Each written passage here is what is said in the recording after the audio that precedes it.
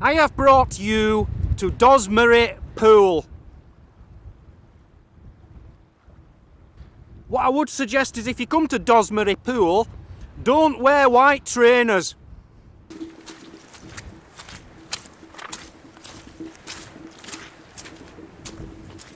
So I'm not very happy at coming here because Danny told me to come, and I had a page ready to read out all the history of the place, fascinating story for you, and there's no internet and it's taken that page off and now I can't tell you anything. So I'm stuck in the middle of nowhere, it's freezing, my hat keeps blowing off, it's foggy, it's horrible, it's really nasty, you don't want to come here, it's rubbish. So we've all heard the story of King Arthur. Well, to be honest with you, I haven't. But it's about some king called Arthur and a round table and 12 knights or something like that. A very well known story. Is it a story or is it true? Nobody really knows. Many people say it's just a myth and made up and a very nice tale. But there is actually some evidence to suggest that King Arthur was a real king. There's been manuscripts found, there's been writing found mentioning a King Arthur in various parts of England. Everywhere in England seems to claim they know where Camelot was, where King Arthur's round table was. Now, this is one of them such places, but this one is special because I honestly think there is some truth to this story, and I do believe this could be a true bit. I'll be showing you later on in this trip. I'm going to go to somewhere, I think it's called Tregeagle Castle. It's on the other side of Cornwall, so it'll be in, 3 weeks or something. Tregeagle Castle, now, there is some evidence to suggest that that is where the original Camelot was. But I can't tell you any more than that until I get there because I don't know any more than that. If you know the story of King Arthur, you will know what I'm trying to say with this. This place, this Dozmary Pool, is where they say King Arthur got his sword Excalibur from. His sword was called Excalibur. It came from here. And at the end, I don't know if he died or what, I don't know what happened because I can't get anything on the internet. At the end, Sir Bedivere then threw Excalibur back in there. So in there is King Arthur's sword. And I'll tell you something, it can stay there. I really am not that bothered. Yeah, you know, got better things to do with my time than stand here looking like a right prat. It was probably that very spot. My internet's come back on, I can tell you a little bit more. So this is where the Lady of the Lake is supposed to come from. I don't know who she is, and she doesn't seem to be here today, but the Lady of the Lake. And King Arthur came here and he rode out to the Lady of the Lake to collect his sword, Excalibur.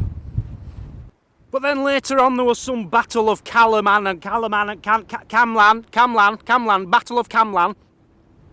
And King Arthur was dying and stuff, so there was some geezer, I think he was called Bedivere, some geezer came back with Excalibur and I think he threw it back in or something, I don't know why. There's another legend associated with this place, and it's about a guy called Jan Tregeagle, I think his name, Tregeagle. Jan Tregeagle, he had a pact with the devil. He made a pact with the devil.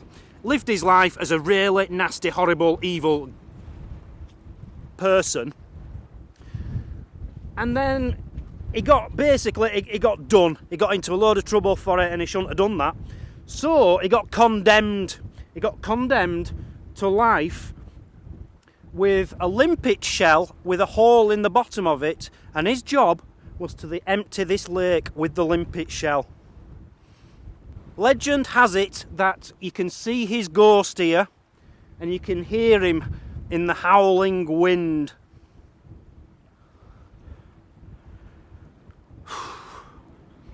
God, there's some rubbish out there, isn't there? Who comes up with this stuff?